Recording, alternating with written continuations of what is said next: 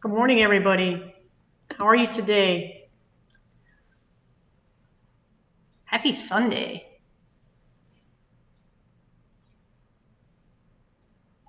or I guess happy day, depending on when you listen to this. Right? My name is Joan. I'm the moderator of the Word I'm the Word Teachings Facebook page. I'm primarily the one who posts and then the one who does uh, the teachings on Sunday and live videos occasionally throughout the week.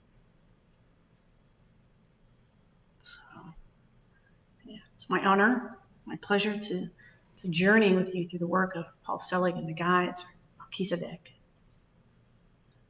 And today we're going to be using the channeled lecture, Ascension. And for those of you who joined in with that, I'm on day 4. And we'll be talking a little bit about predicting our answers based upon history, and perceiving the world and ourselves anew. And then whatever else shows up. Whatever else shows up. So as we do every Sunday, I just like to start with some attunements. If you're not familiar with Paul's work, attunements are, you might look at them as claims of truth or as an affirmation. They're really not that, but it's just a way perhaps for you to understand. So just I want you just to take a deep breath and say the words after me in your mind, out loud, and claim them for yourself. I know who I am in truth.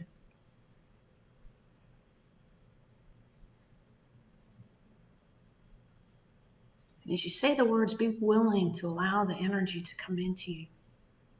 For myself, I feel it settle into my heart space. I'll say the first part again. I know who I am in truth. I know what I am in truth. I know how I serve in truth. I am free. I am free. I am free.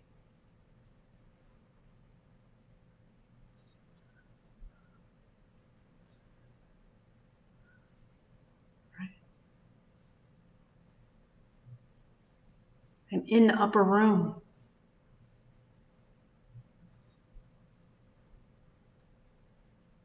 I have come. I have come. I have come.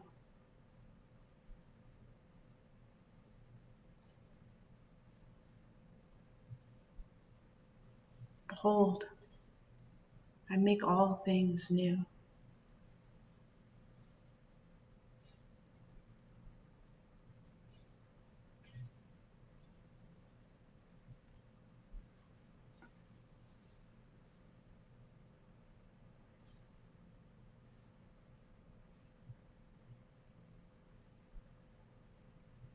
And sometimes for myself, when I say that, behold, I make all things new,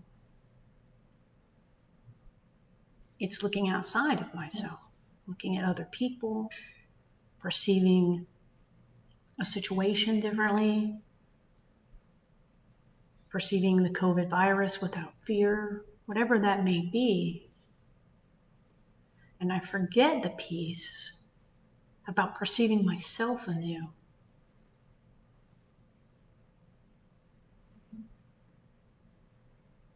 About allowing myself to be seen as new.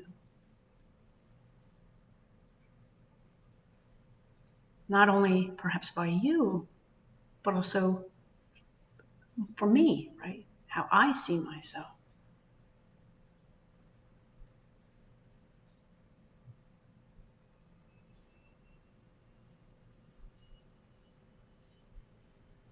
I still have pictures, beliefs, memories, however you want to say that, of a childhood,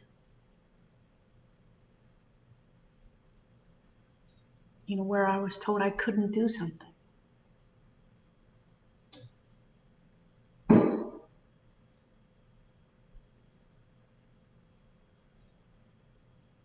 Who do you think you are?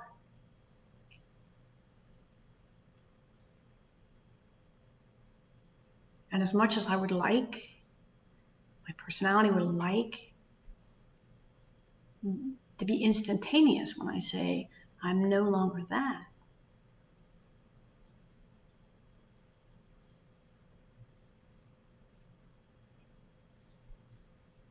I have moments where I'm like, I don't know. Even for this, who do I think I am to sit here in front of you on Sundays and speak about this work? That's why I'm always saying I'm a student along with you. I am journeying with you. I am not an expert. I'm certainly not Paul Selig or the guides.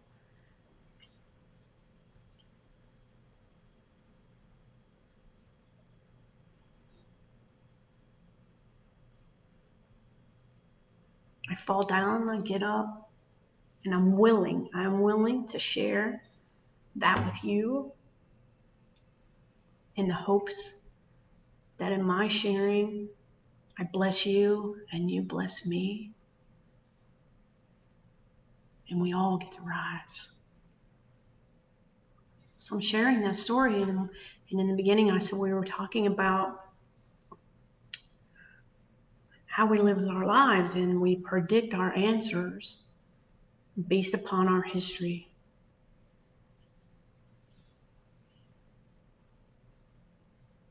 And how does that serve us? If if every time we go to a particular place and the service is not good, or say maybe 3 or 4 of the times we win, and we went there an overall a lot, but 3 or 4 times the service was not good, the food wasn't good.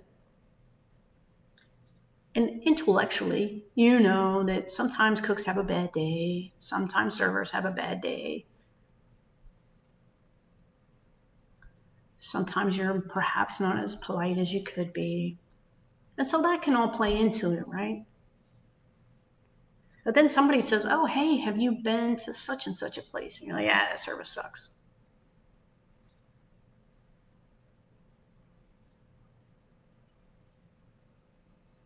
It did that day. That's your history. That's the history of that. It was bad that day. The food was bad that day. They were out of the item you wanted that day. That history. And we predicate our answers based upon that.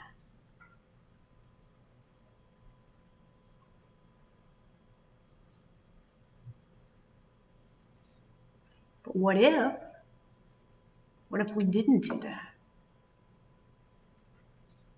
What if we were willing to be in the present moment now?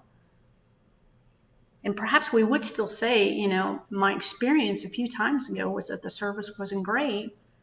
However, who knows? It might be awesome today. My server could have been having a bad day. That server may have decided that wasn't their vocation and moved on.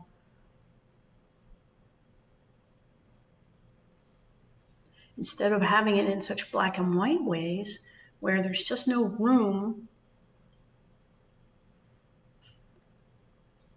for expansion, for growth. When we look at that ourselves from that frame, and I use myself, right?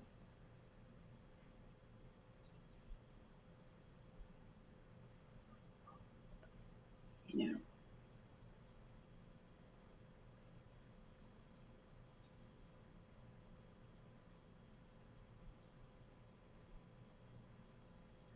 if I make myself wrong about something, or if, well, I've never been good at,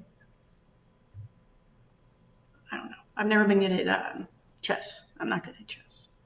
Yeah, that's a good example, right? So I'm not good at chess.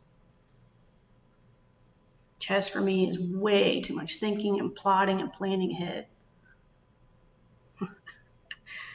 But I'll play backgammon, you know, and so it's a little more like there's strategy certainly to it, and if you're an expert background player, I don't mean to say anything about it. It's just for me, right? So backgammon is a little more game of chance. If you roll doubles a couple of times, you're pretty golden, right? So it's just a little more, I don't know, what's the word, fluid, right? As opposed to chess, my brother used to beat me in like two moves or something is what it felt like as a kid. And I'm like, yeah, I'm over that. And I tried it again with my brother-in-law. I'm like, yeah, it's just not my thing. But we could take that little example, right, and put it into the bigger picture of where I've had that story that I'm not good on this. I'm not good at that. And then that becomes like this thing written in stone when in fact when I'm 20 I might not have been good at something. Well, I'm not 20 anymore. Right? So in this present moment, could I allow myself the opportunity to look at something anew? Could I be in the space of not predicating my answer on my past?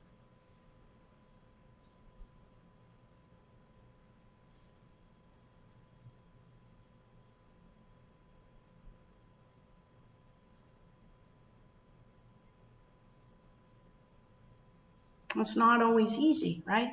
And sometimes we say things or we do things without even a conscious thought. Hey, you like sushi? No. No. I probably last tried sushi, when I was, I don't know, probably in my 20s. My partner at the time used to put random things in front of me and just be like, give it a try. And I was, okay, right? In this day, in this moment, can I really say that? No. And I know this is sort of like a silly example, you know, who cares what food I like? But you just fill in the blank. Hey, do you? Fill in the blank. Hey, can you? Hey, do you know how to do?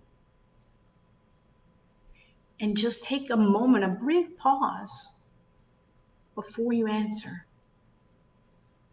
especially in cases where your answer would be no, based upon your history.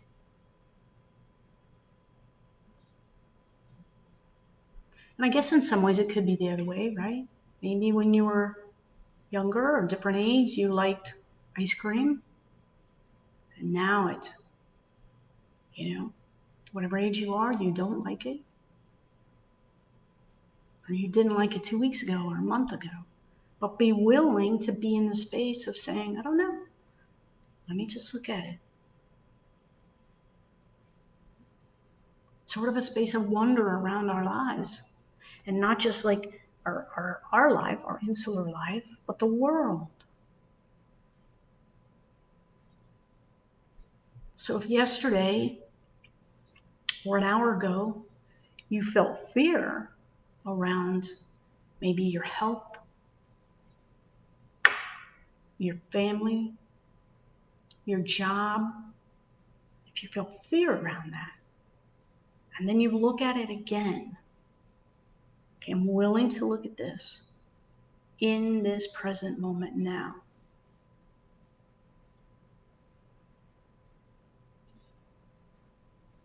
In this present moment now, am I safe?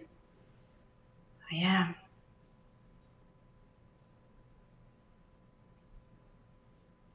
And maybe in the present moment, you do have a family member who's sick. But, is being in fear about that helping them? Helping you? Or could you take a breath, just a breath, and say, I'll be present here now. How can I serve? How can I be in service to this? Oh, here's one thing I can do. I could see this. I could go to the upper room and see this with a different perspective. And yes, I can see that person in pain. And I'm going to see them through the eyes of love. I'm going to know them as word, divinity, and form. I'm going to know myself as that. And in doing that, you lift them and yourself. And it doesn't mean that they're not sick. We're not saying that. The guides don't say that. It just means you're seeing it from a different perspective to bring light to a situation. You know, all of us, I would assume, have heard stories of miracles, for lack of a different word, right? Miracles happening. Someone who was on their deathbed, cured. A mother whose child was trapped in her car lifts the car. And she's 100 pounds soaking wet.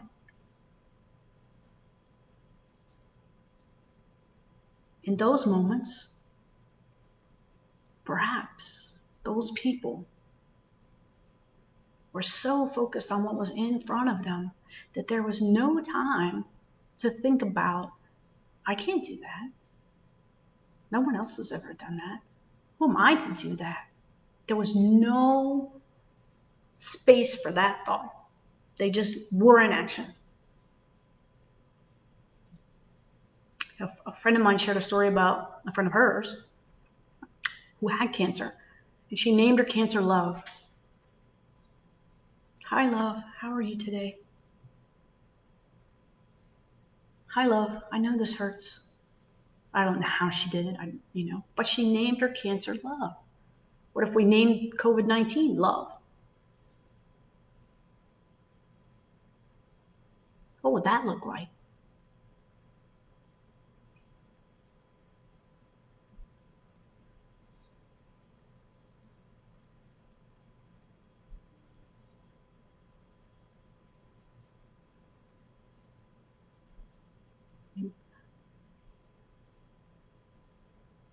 I don't know. It could help. It's not going to hurt anything. You don't have to say it in front of your friends. I could say it in front of mine, but oh, how's the love situation today? Oh, look, the love numbers have gone up. The love numbers have gone up. And we don't look at that with fear. Somebody out there try it and then let me know. Or maybe I'll try it. I'll let you know.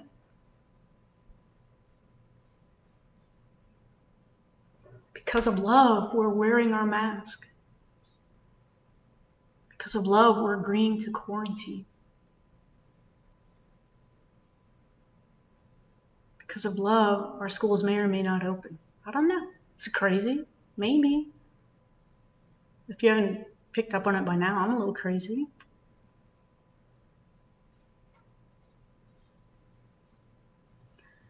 Wow, I've talked for 20 minutes. All right. To the lecture a little bit.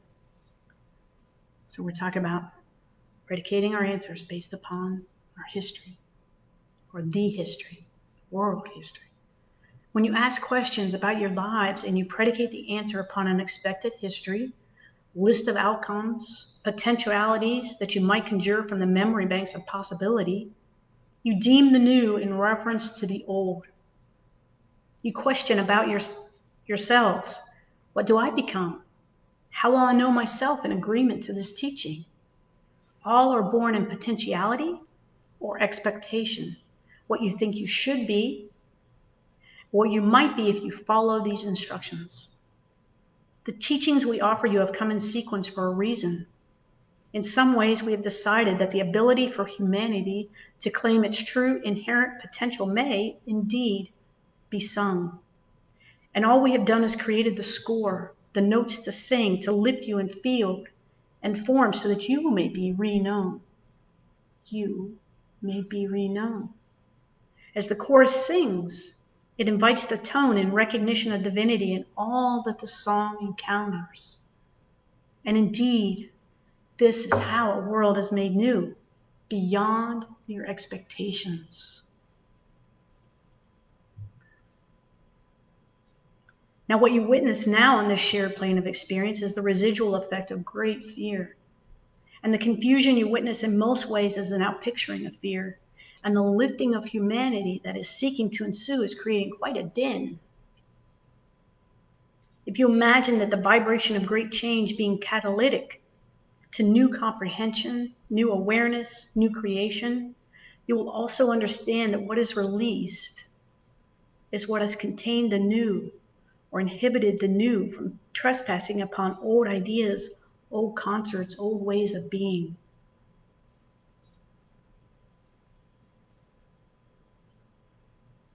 Right? That's what we were talking about. We bring our past, even if our past was an hour ago or yesterday, into our present. And I have no judgment about that. I do it as well. And I'm willing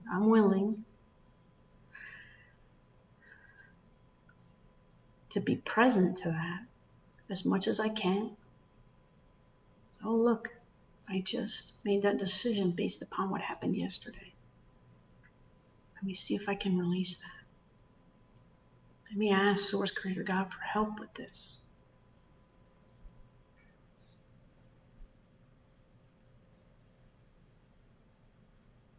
I don't know how to do this.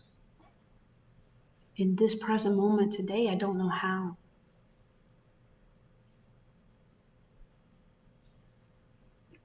And we say our claims of truth. And we lift ourselves to the upper room. And then we ask for help. Or we ask the question from there. And we stay open to what comes. And many times, the answer may not be what you're seeking. It may not conform to what you want.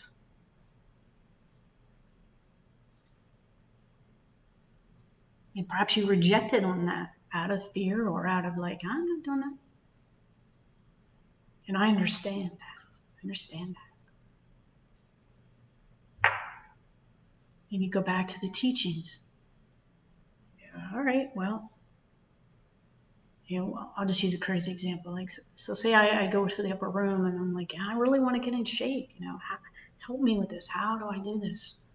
And the answer I get is train for a marathon. What? And I might reject that answer. I probably would reject that answer. What?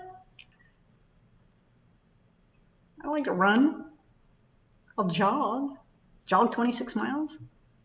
Okay, a half marathon. It's sort of a silly example, but you get what I'm saying, right?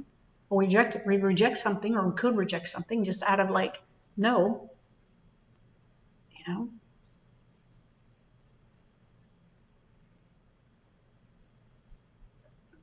Well, maybe that could be the thing that transforms your life in the ways that you want your life to be, but you have to move through this block first. You have to move through this hurdle first. You have to move through this uncomfortableness first, right? Be willing to do something that may seem like crazy to you. Your friends may be like, what are you doing? I'm just trying something new. And sometimes just in the willingness to try that thing that you've not done, is the release you are seeking. It's the surrender piece that allows the other creativity to flow. I have some friends who've been painting, pouring paint pour.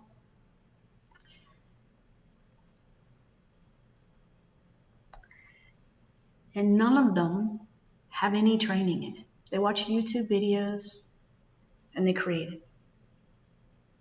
So one started and one showed them. We're like, oh, let me show you what I'm doing. Oh, that's cool. And now another person's doing it.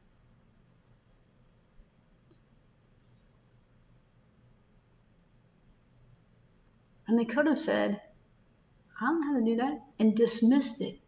But if you look at it now, if I look at it now, at what they're creating It's amazing.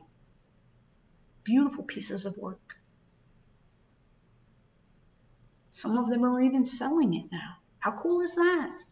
From an idea that came forth, it was like, I don't know how to do that. We live in such amazing times in a way, right? You know, we don't have to get a book necessarily. We just go to YouTube or somewhere and watch a video and go, all right. And through trial and error, we figure it out, or we find some friends who are already doing it. I don't know what I'm doing, but all right. We don't just dismiss something that comes in out of hand that's so out of character with who we are or what we've done in the past.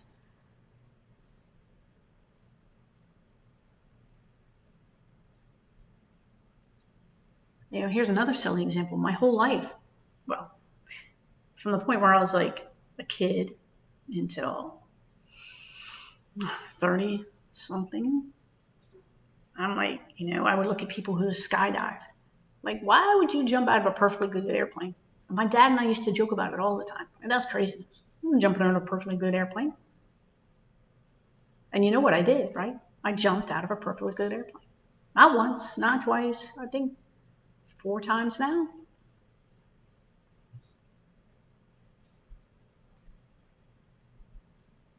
In tandem, not by myself. In tandem.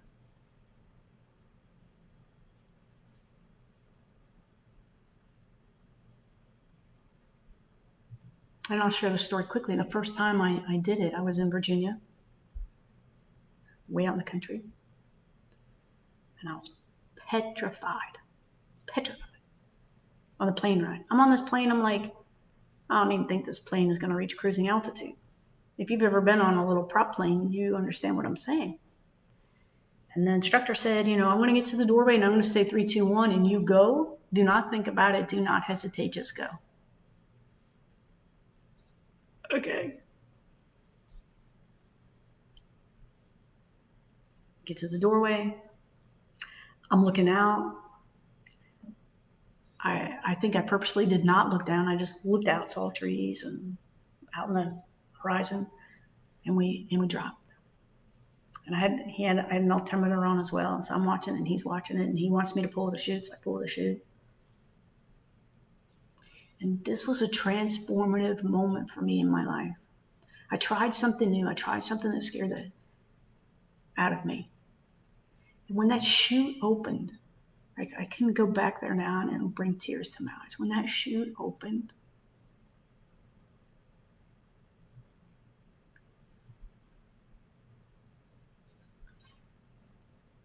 it was the peace of God like I had never experienced before. Like I had never experienced before.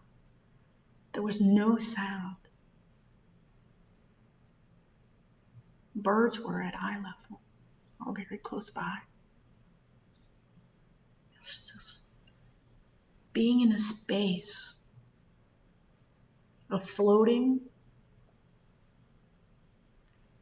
and like the joy and the union that I felt in those 30 seconds.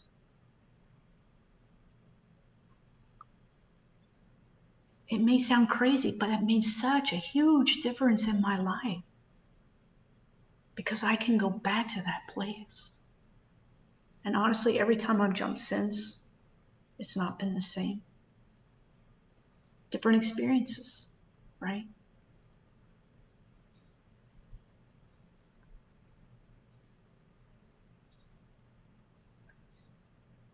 I could have said no and missed that.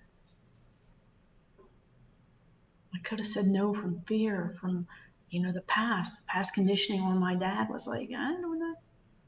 Don't do that. But I didn't. And it's like in some ways it's a silly example, but just fill in the blank for where I said yes to something that scared me. And then look at the story I share on the other side. Peace beyond comprehension for me.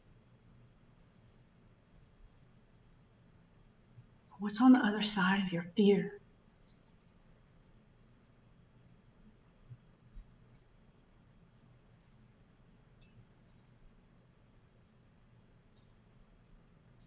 I don't know. I'm just going to offer up to you When someone asks you to try something new, or as you look at your lives and you are trying to create or want to create, don't say no based on yesterday or what someone said to you. Even what someone says to you in this present moment. Some famous person's like, be careful with your dreams. Be careful who you share them with. Share them with people you know will support you. Not the ones who'll be like, yeah, what are you doing? Stop that. Get back to your own safe little place. Go back to where I know you as, because that's comfortable for me, and I don't want you moving on. I don't want you greater than me. I don't want you bigger than me. And I'm not making those people wrong. They're not wrong. But they're not you.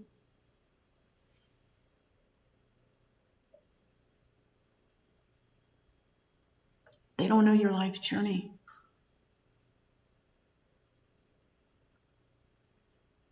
Be willing to step into the unknown. Go to the upper room, use the claims of truth, go to the upper room and ask.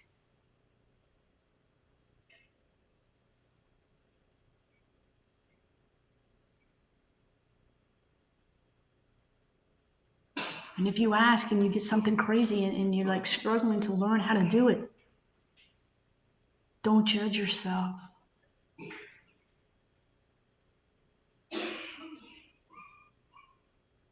Use the claims of truth of yourself. I know who I am. I know what I am. I know how I serve. And the fact that I'm having some challenges with this does not make me wrong. It does not make me stupid. It just means, I have some blocks to clear maybe, or perhaps I need to get some help from someone who's done this before.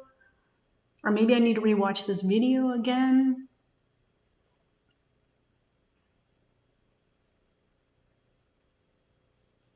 Perceive yourselves anew. Perceive the world anew. Don't predicate your answers based on history or past outcomes.